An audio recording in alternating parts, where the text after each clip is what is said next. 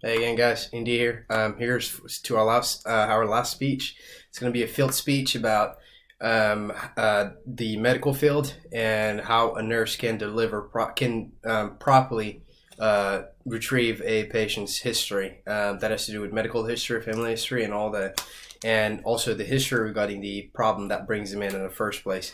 So nursing is a field where you get to have a lot of direct contacts with patients, and it's something that requires that you exert some level of confidence and that you also are direct in a way you go about serving the patients in a way that will allow them to trust you. And also you have to at first glance you have to be able to convey a good first impression on the patient so that they can trust you and so that they can feel confident in the level of care that you're going to be providing for them. And in our case, a good way to do this is by being able to properly gain the patient's history. And so the first thing that you got to start with is you have to yourself be confident when you walk into the room, right? And in the words of Barbara Markway, it might sound she puts it this way, it might sound counterintuitive, but being confident makes you focus less on yourself and more so on the people that you're communicating with, and in the case of nursing, the people that you're serving, because that will make them feel like you actually know your craft and you know what you're about to get yourself into, in a sense, to speak colloquially.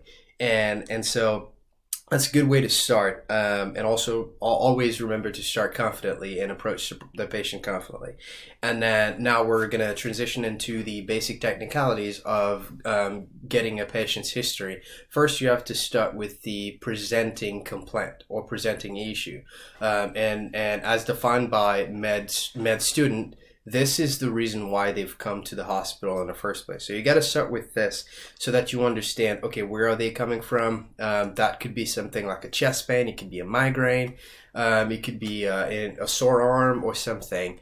And when you start with this allows you to know first and foremost, okay, that patient's not coming in for like a broken leg or something, right? Like, so you know what you're going to go after, and that, maximizes your effort in one particular direction. That's one.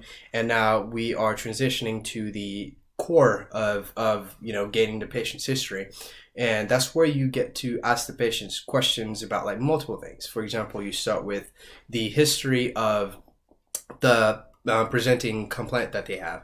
Is that something that has been going on for a while? Is it something that's new? Is it something that's been bothering them for like chronically or something? And so that would be the history of the presenting issue. And then next you have the medical history, and then you can ask the person about, okay, so does that relate to something else? Is it a symptom of something else, right? Also, like, has the person had issues regarding this in the past? And that allows you to kind of keep your mind centered around like where exactly are we proceeding in, and so you also don't waste time. And then finally, you ask them about their family history.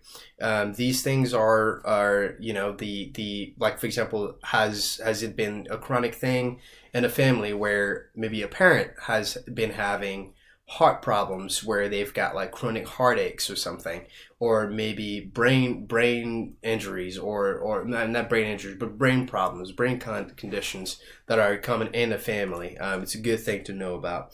And these types of histories are but that when you get to that part, that section is considered by Reines and Fawcett in an article they wrote. They consider it to be a key component of that task that allows you to deliver quality care to the patients. So that's it. And remember, you have to start by being confident. You have to also know that you have to start with the presenting issue and not asking the patient about problems that they may not have mentioned. And also then from that point, you move on to the history of, their health history and their family history. So that is it. That's a quick tip about how to do this well, and so I hope you enjoy it.